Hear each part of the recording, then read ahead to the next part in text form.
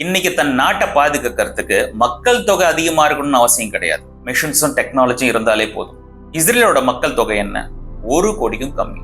ஆனா இந்த உலகமே அந்த நாட்டை வியந்து பார்க்குது. நாடோ வீடோ எவ்வளவு மக்கள் இருக்கிறார்கள் என்பது முக்கியம் கிடையாது, எவ்வளவு குவாலிட்டியான மனிதர்கள் இருக்கிறார்கள் என்பதுதான் முக்கியம். அரிது அரிது மானிடராய் பிறத்தல் இருக்கு. மானிடராய் பிறப்பது அரிதுதான், ஆனால் மனிதனா பிறப்பது பெருமை கிடையாது. ஏன்? மனிதன் தினமும் கோபமா, வருத்தமா, பயமா, ஆணவமா, பொறாமையோட தானே இருக்கிறான். எப்ப இந்த அரிய மனித பிறப்பு சிறப்பாகுது?